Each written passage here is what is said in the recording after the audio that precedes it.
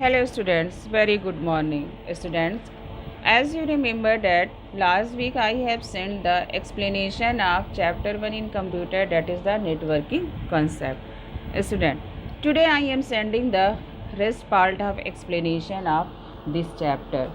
So student, firstly I will start with the topic, that is the protocols. So student, what is the protocol? Protocol, it is the set of rules, means जो protocols होते हैं उसमें कई सारे rules के set होते हैं.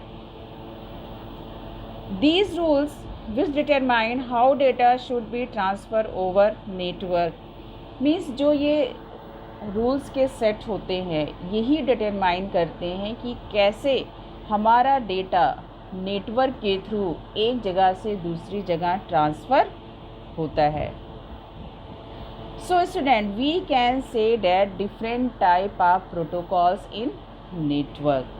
So first protocol is the TCP and IP. The full form of TCP is the Transmission Control Protocol and the full form of IP is the Internet Protocol. So student, what is the function of TCP and IP? TCP software breaks messages into packets. TCP एक software होता है जो messages को किस में break करता है, छोटे छोटे पैकेट्स में. उसके बाद ये किसे डिलीवर कर देता है, IP सॉफ्टवेयर को. तो मीन्स जो हम मैसेजेस सेंड करते हैं वो किस में TCP सॉफ्टवेयर ब्रेक करता है, पैकेट्स में ब्रेक करता है. और ब्रेक करने के बाद किसको हैंड ओवर कर देता है, IP सॉफ्टवेयर को. सो स्टूडेंट, अब जो ये IP सॉफ्टवेयर का क्या काम होता है, इसका ये काम होता है कि ये जो मैसेजेस पैकेट्स में ब्रेक हो जाते हैं, इन सारे मैसेजेस को एक ऑर्डर फॉर्म में ऑर्गेनाइज या रीअसेंबल्स करता है और उसके बाद जो मैसेज का डेस्टिनेशन होता है वहाँ तक ये इसे पहुँचाता है. IP stand for internet protocol. ये क्या होता है, ये प्रोटोकॉल्स जो मैसेजेस के पैकेट्स होते हैं उनका रूट डिसाइड करता है और ये चेक करता है कि ये किस किस नेटवर्क से कनेक्टेड है. उसके बाद इन मैसेजेस के पैकेट्स को उनके फाइनल डेस्टिनेशन तक पहुंचाता है. So student, next protocol is the high level protocols. Under this protocols different types of protocols are here. First is the simple mail transfer protocol, file transfer protocol, telnet hypertext transfer protocol. So student, HTTP, in short form we say that HTTP, and the full form of HTTP is the hypertext transfer protocol. What is the function of hypertext protocol? It determine how different forms of information, means जो information होते हैं उसके कई सारे forms होते हैं, जैसे we use in our daily life like text, images, sound, video and other multimedia files. ये सारी चीज़ें जब हम इंफॉर्मेशन को सेंड करते हैं तो हमारे स्क्रीन पे वो कैसे आते हैं, इस प्रोटोकॉल के थ्रू ये प्रोटोकॉल डिफ़ाइन करता है कि हम जो भी इंफॉर्मेशन दे रहे हैं वो कैसे हमारे स्क्रीन पे आते हैं. तो यही प्रोटोकॉल ये डिफ़ाइन करते हैं कि web server and browser should take in response to various command. मतलब यही प्रोटोकॉल वेब सर्वर और ब्राउज़र्स को कमांड देते हैं कि जो भी हम एक्शन डिफ़ाइन कर रहे हैं वो हमारे स्क्रीन पे रिस्पॉन्स दे. जैसे हम एग्ज़ाम्पल ले लेते हैं, हम क्या करते हैं, जैसे हमें कोई वेबसाइट सर्च करनी होती है तो हम क्या करते हैं, उसका URL यूनिफॉर्म रिसोर्स लोकेटर, उस पर हम अपना एड्रेस बार पे एड्रेस डालते हैं, जैसे www.yahoo.com. हम जैसे इंटर करते हैं याहू का पेज खुल आता है, ओपन हो जाता है. ये कैसे होता है, ये किसके थ्रू होता है, हाइपरटेक्स्ट ट्रांसफ़र प्रोटोकॉल. ये प्रोटोकॉल वेब पेज को कमांड देता है कि यूज़र की रिक्वेस्ट क्या है और उस रिक्वेस्ट को ये वेब पेज एक्सेप्ट करता है, उसके बाद वो पेज हमारे सामने ओपन हो जाता है। So student, next protocol is the FTP। FTP means file transfer protocol. ये इंटरनेट प्रोटोकॉल का सबसे स्टैंडर्ड प्रोटोकॉल माना जाता है और सबसे ये सिंपलेस्ट प्रोटोकॉल है। जैसे ये नाम से ही हमें पता चल रहा है कि फाइल ट्रांसफ़र प्रोटोकॉल। इस प्रोटोकॉल का क्या वर्क होता है कि this protocol exchange the files between 2 or more computer through the internet. Now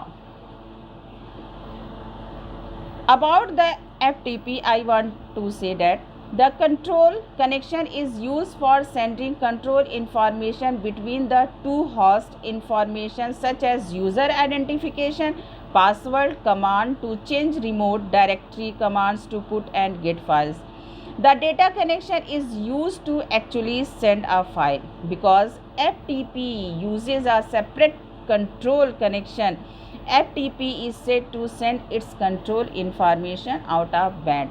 मतलब FTP एक ऐसा प्रोटोकॉल होता है जिसमें अगर यूज़र कोई भी इंफॉर्मेशन सेंड कर रहा है, मतलब दो होस्ट के बीच इंफॉर्मेशन सेंड हो रहा है, तो उसमें क्या होता है, यूज़र का आइडेंटिफिकेशन, उसका पासवर्ड, कमांड, ये सारी चीज़ें ज़रूर होनी चाहिए। अगर किसी यूज़र का आइडेंटिफिकेशन पासवर्ड नहीं है तो कोई भी फाइल इंटरनेट के थ्रू एक कंप्यूटर से दूसरे कंप्यूटर में एक्सचेंज नहीं हो सकती है।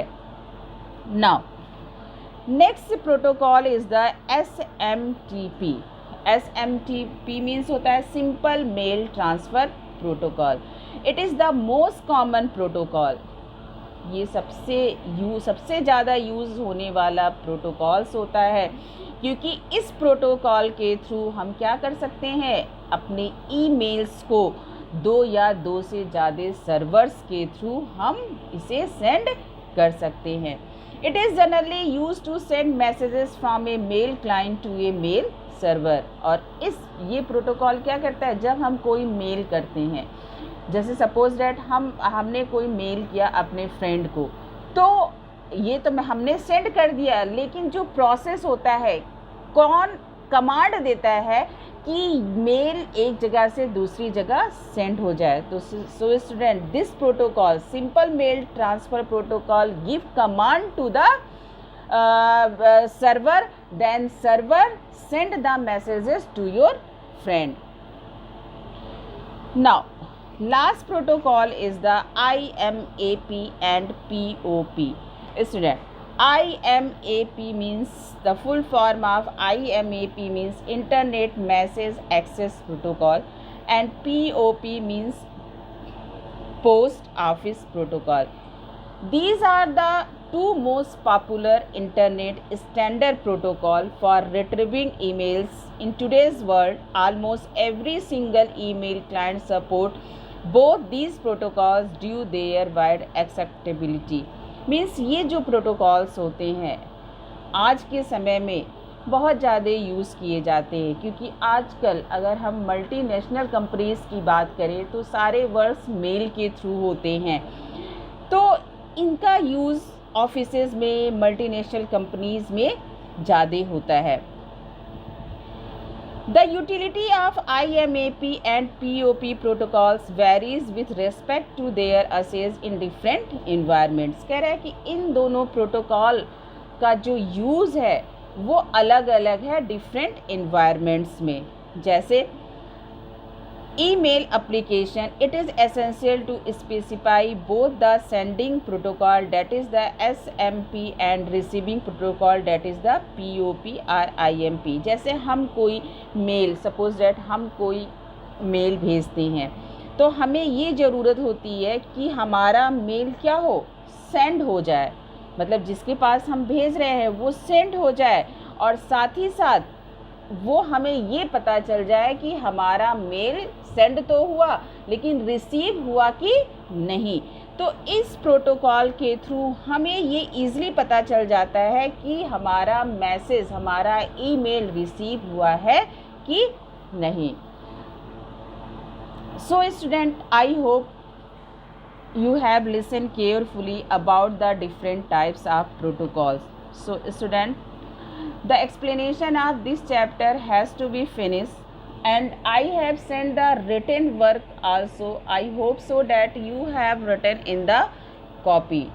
Today also I am sending the exercises of this chapter, that is the fill in the blanks, true false, application based question and MCQ.